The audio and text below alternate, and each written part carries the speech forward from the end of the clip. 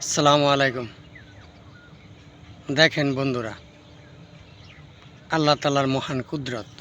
একটি দান বীজতলায় ফেললে একটি গাছ হয়, তার মধ্যে জমিতে রোপণ করলে 10টি গাছ হয়। এই 10টি গাছে যদি একটি দান থেকে হয়, প্রতি হিজায় যদি আপনার 100 করে দান থাকে, তাহলে 10টা 1000। এই একটি দান থেকে 1000, 1000 থেকে কাঠাপ্রতি 4 মণ 5 মণ এরকম হয়।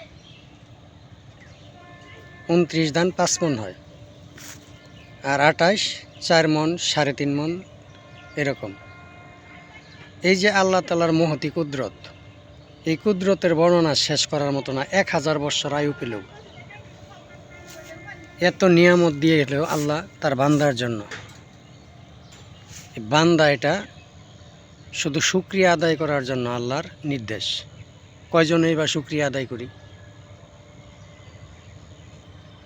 এই দান থেকে চাউল হয়, 1 কেজি চাউলে 5 কেজি ভাত হয়। ওইখানেও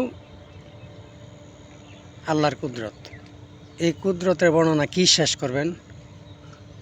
বিজ্ঞানীরা কি কোনোদিন ভেবে দেখেছে এরকমভাবে? অবশ্যই ভাবছে, কিন্তু আমরা সাধারণ মানুষ ভাবি নাই। এই মহান কুদরতের বর্ণনা শেষ করার মতো না। অসম সমূহ রহমত আল্লাহ তাআলা পৃথিবীতে বর্ষণ করছে তার বান্দার জন্য। আসুন না, যারা ভিডিওটা দেখি, নিঃশর্তে একটু শুকরিয়া আদায় করি মহান রবের। কারণ ভাত তো আমরা সবাই খাই, এই ভাত খেয়েই তো জীবনাশক্তি। ধন্যবাদ, ভালো থাকবেন।